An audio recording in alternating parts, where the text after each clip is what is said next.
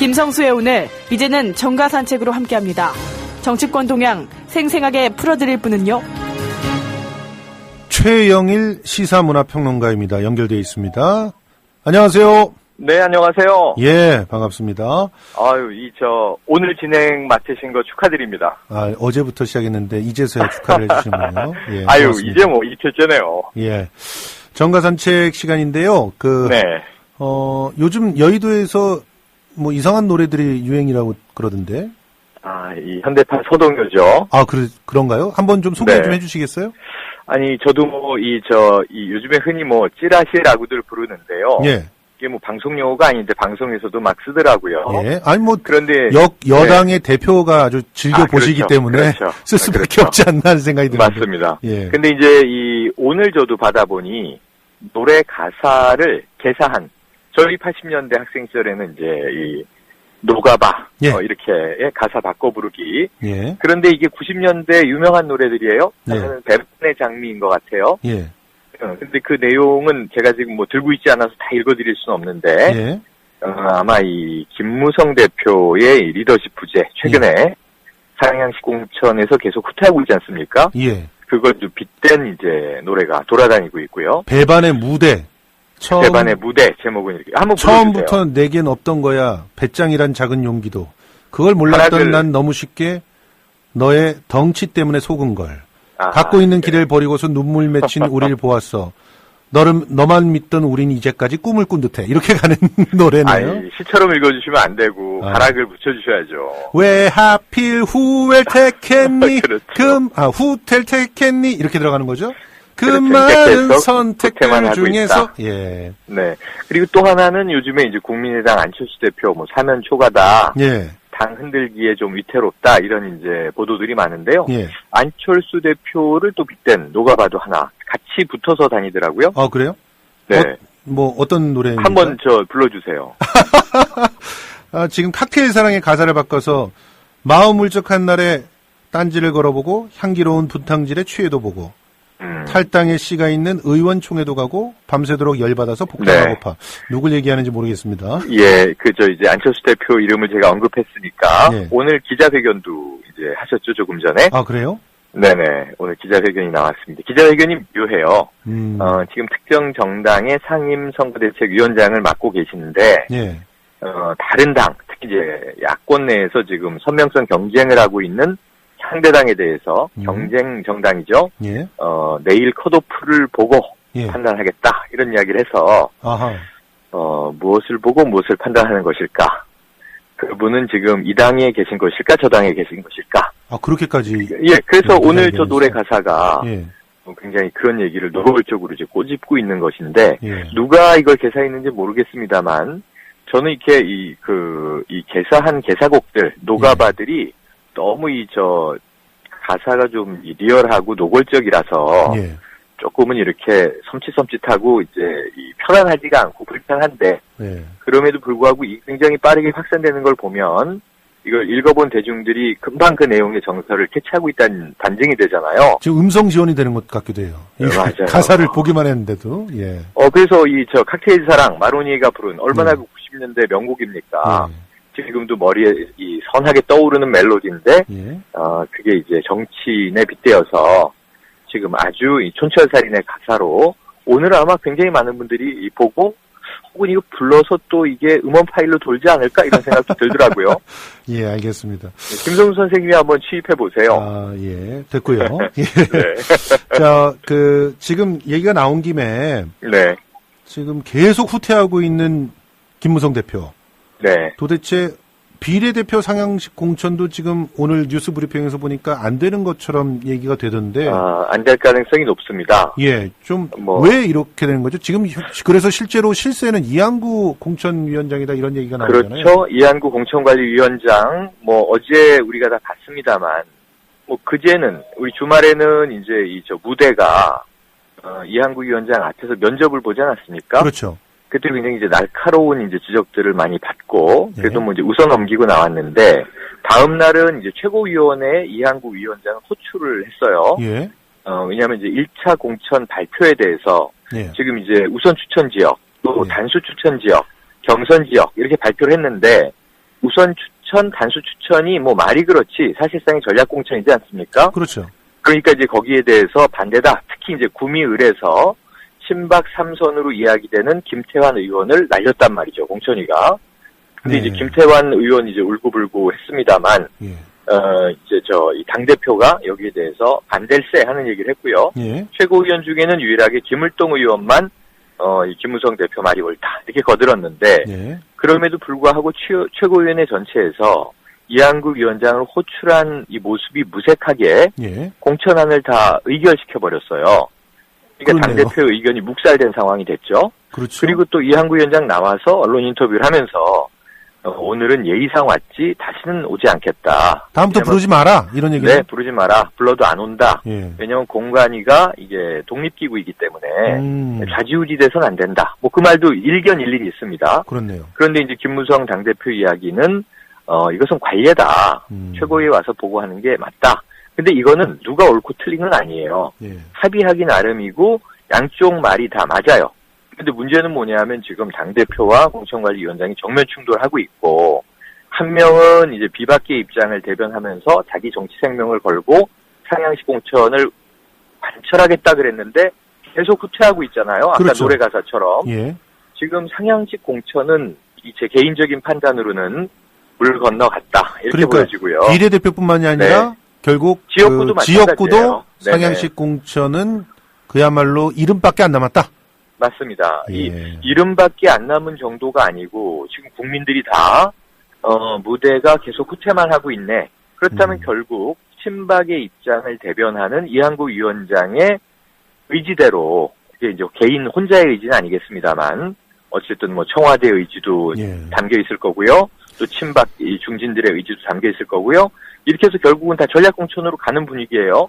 그런데 또 한 가지는 김무성 대표가 여기서 반기를 들 수가 없는 것이 예. 선거구 획정도 늦게 됐고 지금 공천뿐만 아니라 공천 이번 주말까지 다 끝나야 되고요. 예. 그리고 이제 3월 23일 4일이면은 이제 본선 후보들이 등록을 하고 예. 그럼 바로 선거지 않습니까? 그렇죠. 뭐 시간이 없어요. 지금 일단은 이 상향식 공천을 하려면 그게 경선인데 지금 당원 명부가 유령이다, USB가 뭐 왜곡됐다, 단신번호 문제다 계속 시끄러운 와중에 이걸 체계적으로 이끌어 나갈 수 있는 시간조차 부족합니다.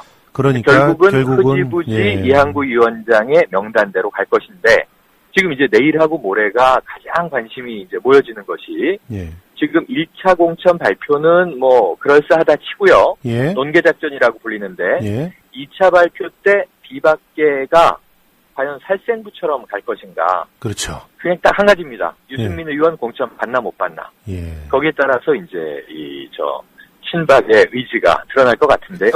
절충안으로 갈 것이냐 아니면은 박심대로 갈 것이냐. 그렇습니다. 이거 하루 이틀 지켜봐야 됩니다. 유승민, 정두원, 김용태 이런 분들을 지켜보면 되겠네요. 네, 뭐 살생부에는 뭐 이재호 의원 또 예. 현역 최고위원인 서모 의원도 들어있긴 한데 예. 그리고요. 비박이 다 있었죠. 일단 네. 뭐 시간이 그렇게 길지 않으니까 네네.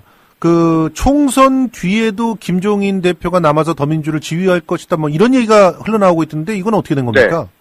제가 보기에는요 반반이에요. 예. 총선의 결과에 따라서 예. 총선 결과 더불어민주당이 이제 선방했다. 예. 이게 이긴다라는 것을 지금 바라볼 수 있는 상황은 아니기 때문에 예. 그러면 이 기준이 뭐냐 선방했다는 이 김종인 체제 초기에 김종인 대표 이름이 붙기 전에 위원장 시절에 109석으로 본다 이렇게 숫자를 얘기했어요. 예. 그래서 109석 한 110석 내외 정도면 더불어민주당이 이번 총선에서 뭐 분당의 파열까지 겪으면서 예. 새누리당에 맞서서 어느 정도 지켜냈다. 예. 탈당한 의원 숫자를 뺀 지금 정도죠. 현재 예. 정도. 예. 그러면은 제가 보기에는 김종인 체제가 예. 총선까지의 원포인트 릴리프가 아니라 그 이후에 대권까지도 일종의 이제 캠프 지도부로 끌고 가는 탄력을 받을 가능성이 높아 보이고요. 아하. 만약에 뭐 한 100석 내외 혹은 두 자릿수의 이제 의석을 얻었다 그러면 아니 김종인 대표 애를 썼지만 그러면 잠깐만요. 거기까지네. 이 네네. 단일 지도 체제에서 사실상 킹메이커가 된다. 김종인 네. 대표가. 가능성이 높습니다. 오호, 굉장히 흥미로운 그런 분석인데요. 그런데 네네. 근데 그렇게 만약에 거기에는- 흘러간다면 네네. 이 더민주의 정체성은 어떻게 되는 걸까요? 더민주의 정체성은 간단하죠. 적어도 그 이후에 20대 국회가 꾸려진 이후에 예. 어떤 또 의원들의 분포가 배지를 달고 모일지는 지켜봐야 알 수 있습니다. 예. 현역 중에 몇 프로가 살아남을지, 또 문재인 전 대표가 영입한 영입 인재들이 몇 명 이번에 살아남을지, 뭐 예를 들어 표창원 교수 등등 있지 않습니까? 예. 또는 김종인 표 영입 인사가 또 몇 명 이번에 들어갈지, 예. 그 구성을 봐야 되겠으나, 예. 그럼에도 불구하고 김종인 대표의 정체성이 더불어민주당의 정체성의 핵심이 되겠죠. 예. 간단하지 않습니까? 지금 저 송호창 의원 있잖아요. 네네. 그 완전히 불출마 선언에다가 잠시 정계 은퇴하겠다는 식의 표현까지 네. 썼는데 국민의당하고 왜 이렇게 척이 진 걸까요? 도대체 저는 뭐 국민의당과 굉장히 문제가 있나 봐요. 보다는 안철수 대표에 대한 송호창 의원의 판단인 것 같은데 아하. 조금 전에 굉장히 좀 센 말이 나왔어요. 예. 그러니까 안철수 대표 대해서 한마디 해달라. 예. 본인의 이제 입장 이번에 그 공천 탈락 문제 있다라고 이제 항의를 했어요. 예. 이의 신청을 할지 안 할지 모르지만 말씀하신 대로 자 이번 선거에선 빠져 있겠다. 하지만 탈당을 하지 않겠다. 예. 이런 여러 가지 자기 판단이 들어가 있는데 그렇죠. 이 분석은 기니까 빼고 예. 안철수 대표에 대해서 당 밖에 있는 사람에 대해서 제가 따로 이야기할 것이 없다. 이렇게 잘랐어요. 예.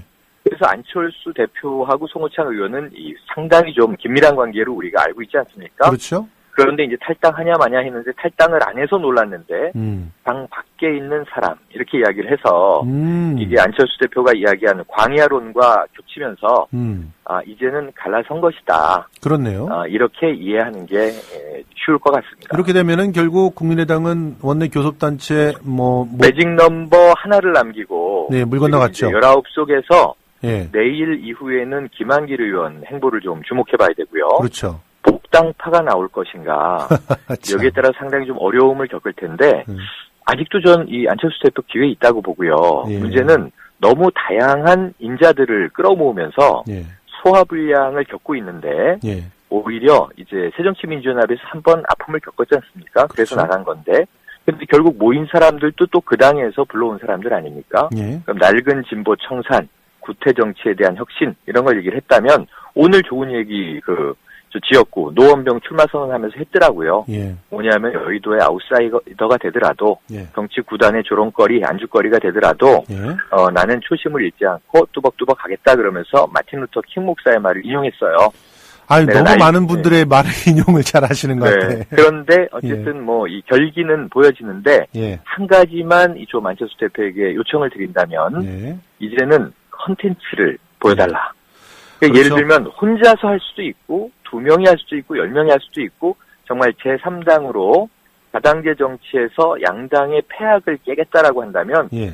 그래서 국민과 함께 가려는 건 뭐다? 예. 이거를 기자들이 늘 물어봐요. 그래서 예. 안철수 대표가 정책 얘기 많이 하는데 국민들이 안 들어줍니다. 이런 하소연도 했는데 예. 들어줄 때까지 해야죠. 이 알겠습니다. SNS로 방송을 직접 하신다고 하니 예. 한번 컨텐츠를 들어보고 또 판단해보기로 하죠. 아유, 우리 최영일 평론가는 그냥 마이크만 넘겨드리면 그냥 거의 강연을 하시려고 해가지고 지금 시간이 굉장히 많이 오버가 됐습니다. 근데 파이팅! 이렇게 응원합니다. 시간 내주셔서 바쁜 시간 빼주셔서 너무나 고맙습니다. 네. 예, 오늘 정가산책은 드릴게요. 최영일 평론가였습니다. 월간 다운로드 수 1000만, 팟캐스트계의 에이스, 국민 라디오가 광고주를 찾습니다. 직접 찾아서 선택해 듣는 방송, 청취 몰입도가 높은 방송, 지상파 케이블 광고와 차원이 다릅니다. 부담 없는 가격, 소비자의 열띤 반응, 전혀 다른 광고의 블루오션을 경험해 보십시오. 국민라디오 @gmail.com으로 문의해 주시면 상세히 안내해 드리겠습니다.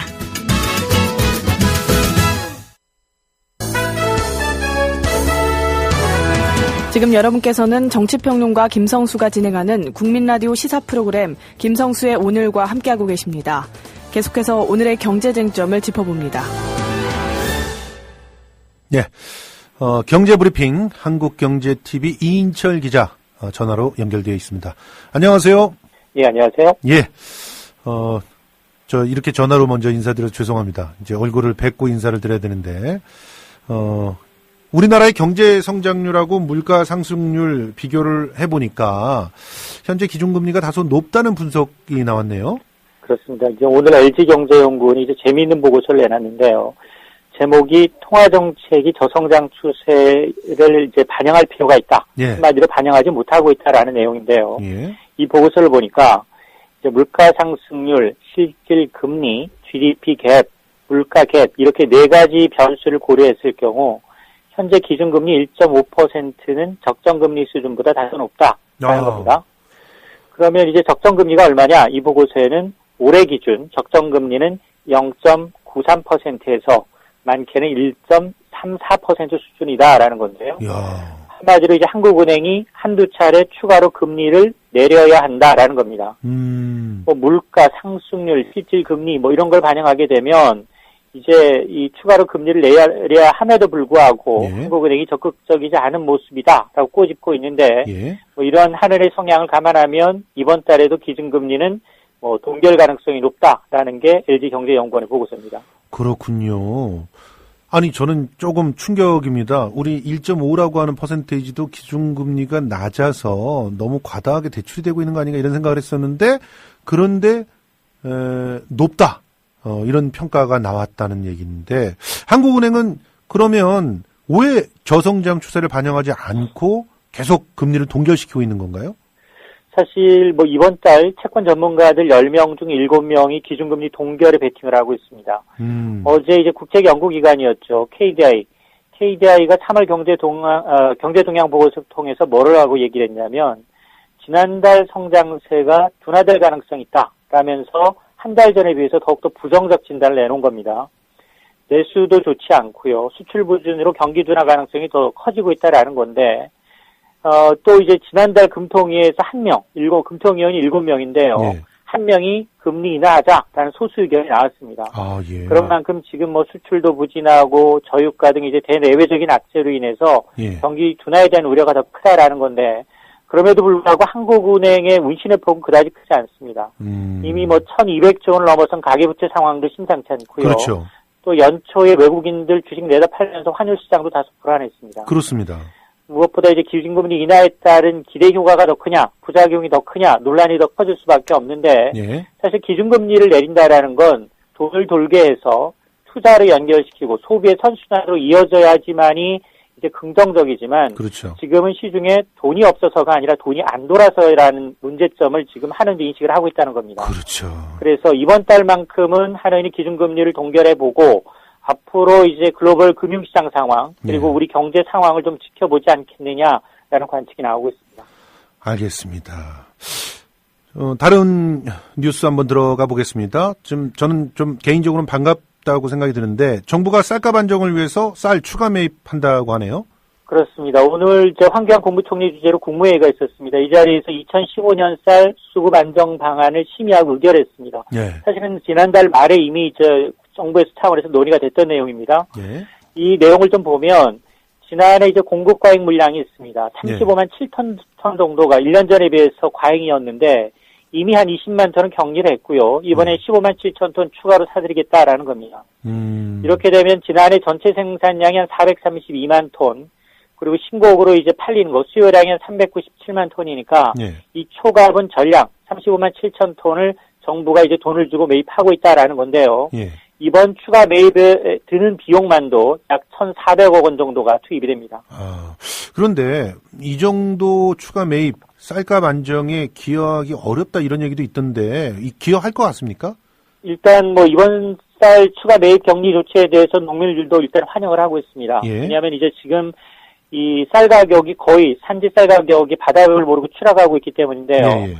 지금 현지에서 보면 이 한 80kg 한 가만이죠. 예. 전국 평균이 14만 5,500원대라고 합니다. 아하. 그동안 거의 회복되지 않아 왔는데요. 예. 그리고 전남 지역 쌀값은 12만 원대까지 위협을 받아왔습니다. 심각하네요. 그렇습니다. 예. 그래서 이번 이제 정부가 추가 매입하고 격리하게 되면 일단 단기적으로 쌀값은 좀 반등하지 않겠느냐, 전환점이 될 것이다라는 기대감은 남아 있는데요. 예. 그럼에도 불구하고 이 역시 뭐 근본적인 대책은 아니다라는 겁니다. 그렇죠. 여기에도 이제 쌀을 매입하고 격리를 한다는 거죠. 없애지가 않습니다. 지금 뭐 남북 상황도 경색이 돼서 북한으로 지원할 수도 없고요.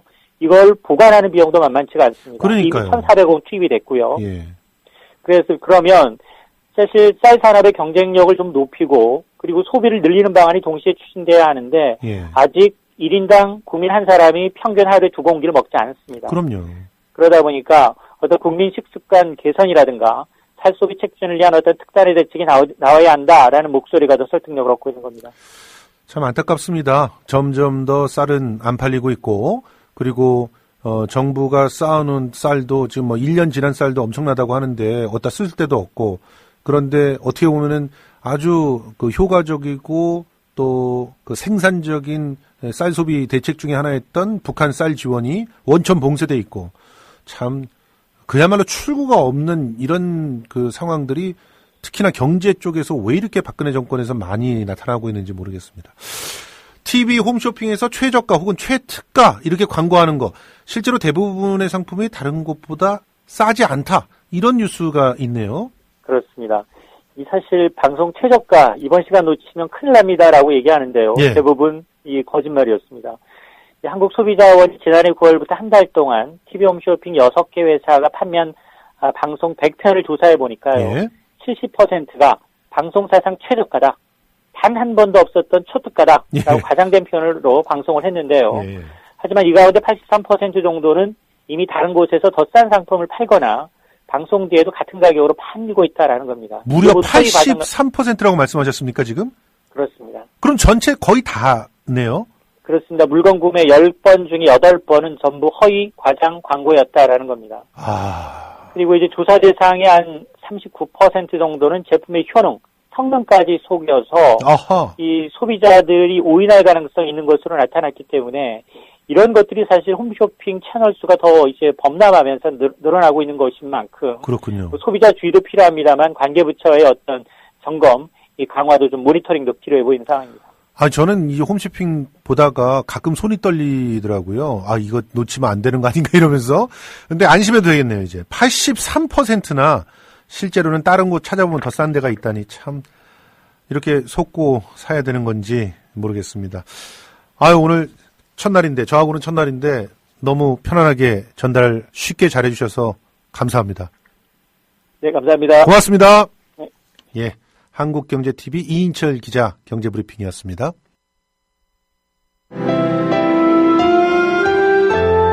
주장이 질서를 만나면 아름다워집니다. 주장이 화해를 만나면 힘이 생깁니다. 주장이 감동을 만나면 희망이 됩니다. 주장이 배려를 만나면 마음을 움직입니다. 마음을 움직이는 힘, 배려에서 시작됩니다. 한국방송광고공사 공익광고협의회. 예, 게시판에 여러 후기 남겨주시는 분들 너무나 고맙습니다. 그런데 저에 대한 얘기보다는 최영일 평론가에 대한 칭찬을 이렇게 해주시네요. 살짝 부럽습니다. 그중에서 신가동 코브라님께서 안철수는 끝까지 갈 것 같습니까? 김한길, 천정배는 복당을 할까요? 앵커의 의견 듣고 싶습니다. 이렇게 말씀해 주셨는데, 제 의견. 사실은 이제 이 프로그램 진행하면서는 제 의견은 되도록이면 자제하려고 하고 있는데요. 일단 안철수는 끝까지 갈 것 같고요. 김한길, 천정배 복당하기는 좀 어려운 상황이 아닌가 생각이 됩니다. 왜냐면은, 공천권을 누가 주고 있습니까? 이런 상태에서 공천을 주지 않은 상태에서 어떤 명분으로 복당을 할까요? 야권 통합이 일종의 명분이 될 텐데, 통합을 하지 않는 형태의 개별 복당이라고 하면 통합이란 명분도 놓치게 되는 것이기 때문에 정치인들이 그런 열매 없는 선택을 하기가 굉장히 어렵습니다. 아마도 계속적으로 안철수 대표를 흔들겠지요. 그 외에도 많은 분들이 후기 올려주셨는데요. 그 중에서 에델스테인인가요? 에델스테인이라고 하는 분은 아까 킬러 공천 얘기할 때 정청래 의원에 대항하는 킬러가 있을까? 이런 얘기를 해주셨는데, 저도 없을 것 같습니다. 그 마포 을인가요? 거기는, 아마도, 기존에 있었던, 강승규 전 의원 정도가 아니라면은, 강 의원도 전혀 대적이 잘 안 될 것 같은데, 어쨌든 이런 얘기를 하는 것도 사실 선거법상 위반이 되기 때문에, 어떻게 됐는지는 좀 들여다 봐야 되겠죠. 아무튼, 앞으로 좀 더 성실하게 정가산책이나 기타 프로그램을 통해서 여러분들의 궁금증 풀어드리도록 하겠습니다. 황사가 오후에는 지금 거쳤습니다. 항상 모든 가리웠던 것은 사라질 수밖에 없습니다.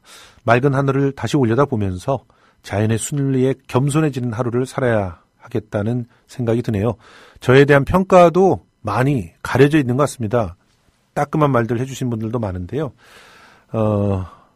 가려져 있는 것들이 사라지는 그때를 기대하면서 살겠습니다. 유재하가 부릅니다. 가리워진 길. 이 곡 들으면서 저는 물러가겠습니다. 지금까지 김성수였습니다.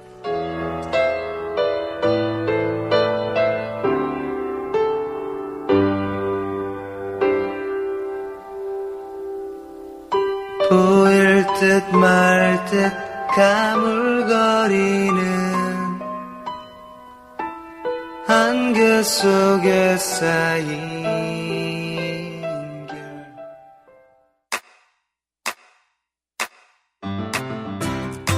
국민라디오 지지하는 4가지 방법 아시나요? 다운로드하기, 별점 주기, 댓글 달기, 구독하기. 국민라디오를 보다 많은 이들에게 전할 수 있는 가장 손쉬운 방법. 다운로드하기, 별점 주기, 댓글 달기, 구독하기. 잊지 마세요. 다운로드하기, 별점 주기, 댓글 달기, 구독하기.